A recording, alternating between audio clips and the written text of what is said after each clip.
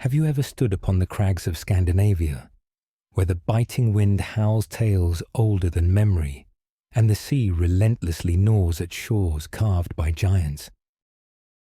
What if the ice-kissed fjords and the ancient brooding forests of the north hold not just the echoes of Viking longships and sagas of glorious battles, but whispers of something far more chilling, something that stirs beneath the very earth, or glides through the starlit void above? Imagine the primal cold seeping into your bones, the scent of damp earth and wood smoke mingling with something else, the metallic tang of forgotten blood, the sweet decay of age, and the ozone charge of unseen forces. Are you ready to hear the sagas that terrified even the bravest shield maidens and the most hardened berserkers? Welcome to a world woven from frost, fire, and the relentless loom of fate, where the line between myth and a gnawing, ever-present dread is as thin as a winter's breath.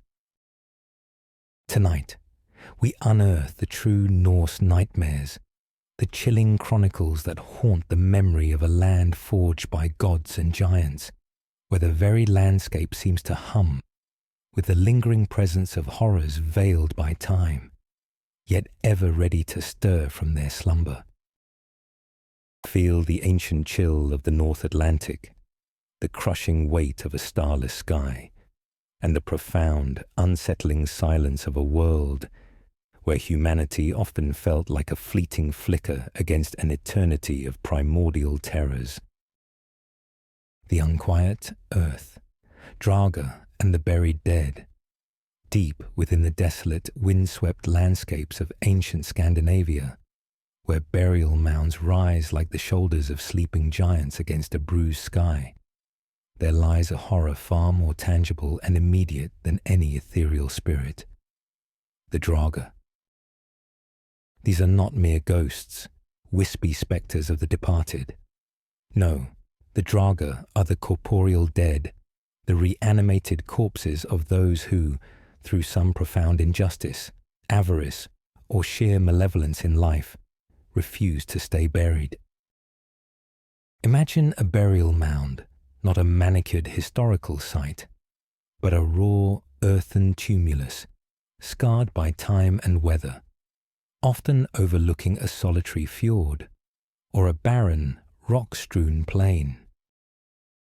The air around such a place is always colder, a perpetual chill that seems to cling to the very ground, carrying the faint, earthy smell of disturbed soil and something else, a metallic, cloying odor of death that is both ancient and unnervingly fresh. The locals, hardened by a life lived on the edge of survival, would speak of these mounds in hushed tones, their eyes darting nervously towards the shadowed crests, for they knew that to disturb such a grave, or even to pass too close to it on a moonless night, was to invite a terror that could shatter the stoutest heart.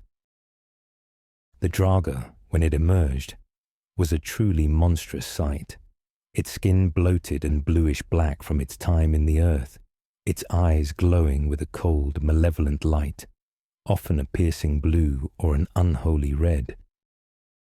Sometimes their faces were contorted into expressions of rage or eternal suffering, forever fixed in the moment of their cursed awakening.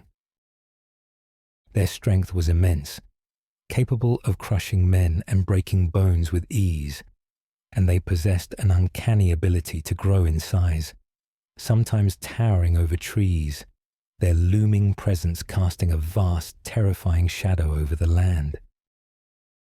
They guarded their barrows fiercely, often obsessed with the treasures buried with them, but their malevolence extended far beyond mere protection.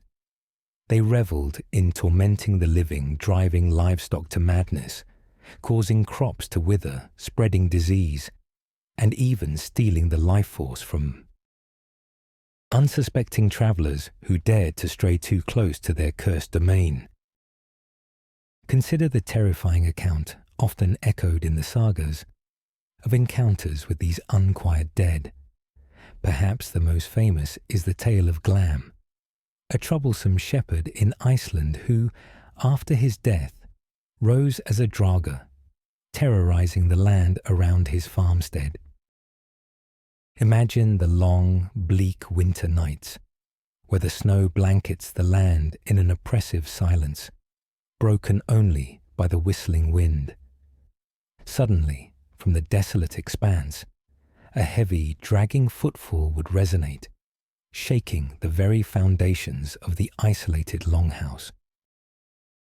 The low, guttural groans of Glam, now a monstrously swollen corpse, would fill the air, followed by the clanking of his chains and the ominous thud of his monstrous form against the walls. He wasn't merely a spirit. He was a physical threat, capable of wrestling men to their deaths, of throwing them against walls until their bones shattered, or of simply crushing the life out of them with his crushing embrace. His sheer presence was enough to drive people mad, to curdle the milk in the cow's udder, and to cause the very earth to reject its bounty. When Grettir the Strong, a hero of immense courage, finally confronted Glam, the struggle was epic, a desperate fight against an unholy strength.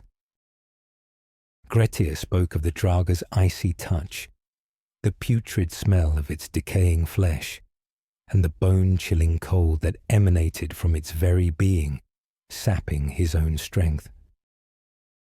He ultimately prevailed, not through brute force alone, but by cunning and a profound understanding of the Draugar's weaknesses, decapitation, burning the corpse, and scattering the ashes.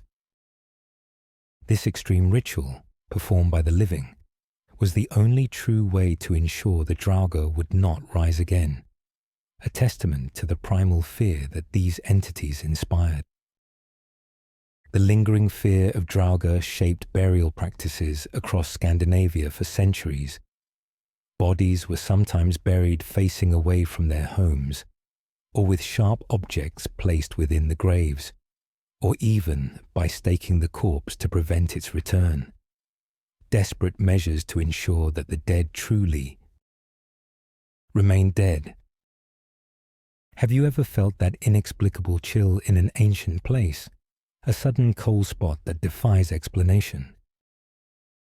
Perhaps it's just the wind, or perhaps it's the lingering aura of a place where the earth itself struggles to contain the malevolent spirit of a long, dead terror.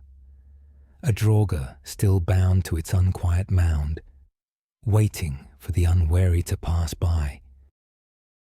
If the horrors that fester in the earth can send a shiver down your spine, what of those who descend from the heavens, not to offer solace, but to choose the dead, their choices echoing with a much darker, more unsettling purpose than any glorious ascent? The ravens whisper, Valkyries' dark echoes and the culling of souls. We often picture Valkyries as radiant winged maidens, glorious choosers of the slain, guiding fallen heroes to the hallowed halls of Valhalla. But in the older, more primal sagas, and certainly in the deepest fears of the common folk, their presence was not always one of comforting glory. Imagine instead a battlefield shrouded in the thick, icy mist of a Nordic dawn, where the air is heavy with the metallic tang of blood and the acrid smoke of burning longhouses. The cries of the dying fade into the mournful shriek of the wind, and the clash of steel gives way to an unnerving silence. It is then, amidst the broken shields and the severed limbs, that the true Valkyries descend. Not always shining in gold armor, but sometimes cloaked in the gloom of the storm clouds, their forms glimpsed through the swirling fog, their faces stern, devoid of warmth, their eyes reflecting the cold impartiality of fate itself. Their wings, when they beat, do not sound like the gentle rustle of feathers, but like the tearing of silk, or the chilling whisper of a raven's flight, heavy with a purpose that transcends human understanding. They are the choosers, yes, but their selection process is a grim cosmic culling, and their very appearance could signify not just a glorious end, but a deeper, more profound dread for those not chosen. Consider the plight of the warrior who, though brave, falls not with a sword in hand, but succumbs to a lingering wound, a straw death in the quiet despair of his bed. For such a soul, the descent of the Valkyries was not a promise of eternal feasting and glory, but a chilling judgment. Imagine lying broken and bleeding on a desolate battlefield, the last vestiges of life draining from your body. You strain to see the majestic figures, to feel the hand that would lead you to Odin. But instead, you see only the shadowy outlines against the grey sky, their figures more gaunt, their armour perhaps stained with more than just blood, their expressions unreadable, almost predatory. The sound of their voices, if they spoke, was not a song of welcome, but a cold pronouncement, a definitive sorting of souls.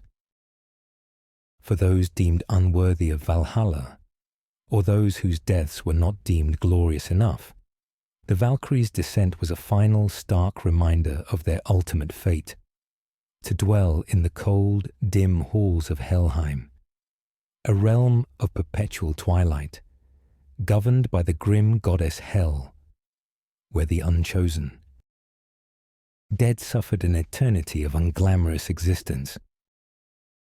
The fear of being a burden to the earth, of having a restless spirit, was very real, and the Valkyries, in this darker interpretation, were not solely benevolent guides, but also the silent, implacable agents of this grim destiny. There are old, obscure tales of battlefields where the air was said to be thick with the wails of the unchosen dead, their ghostly forms forever tied to the blood-soaked soil, tormented by the ethereal echoes of the Valkyries' fateful whispers. Some isolated communities would conduct elaborate death rituals for those who died an ignoble death, hoping to appease any lingering spirits and to somehow trick the grim choosers into allowing their loved ones peace, a desperate gamble against cosmic forces. Have you ever felt a sudden, inexplicable chill descend upon you, a sense of being observed by unseen eyes, as if a profound judgment is being silently rendered? Perhaps it is merely the cold of the northern winds, or perhaps, in the deep recesses of the ancient world, it is the distant echo of a Valkyrie's wing, passing judgment on a soul that is yet to know its fate. If the chilling choices of the Valkyries hint at a cosmic order both grand and terrifying, then let us now journey to the very edge of that order, to the primordial dread of creatures whose very existence presages the end of all things, beasts whose ancient bonds strain with the promise of utter destruction.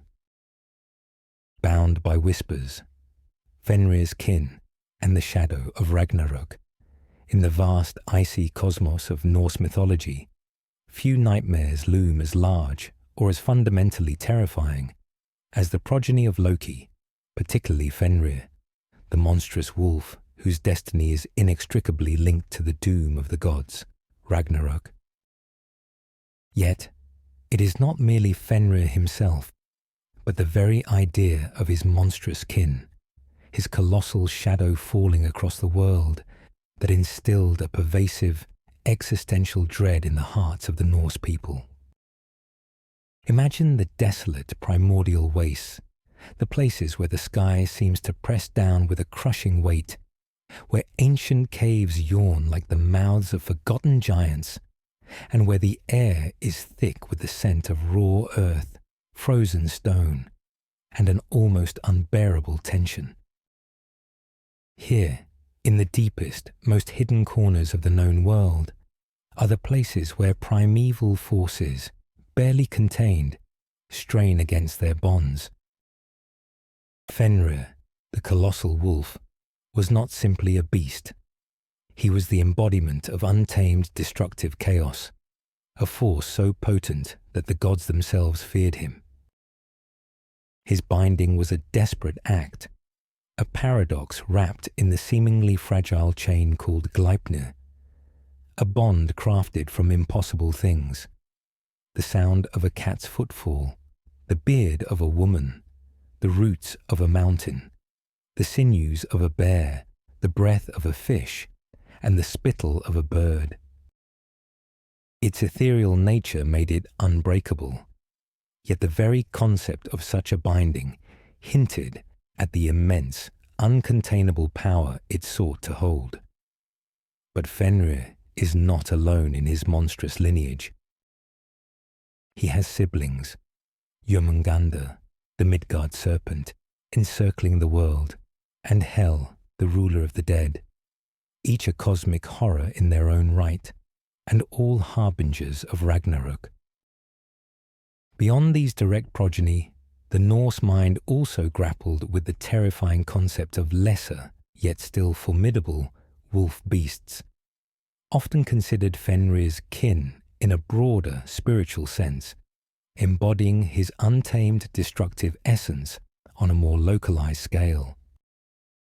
Tales would speak of monstrous, unnatural wolves, far larger and more cunning than any ordinary pack animal, whose eyes glowed with an unsettling intelligence, and whose hunger seemed insatiable.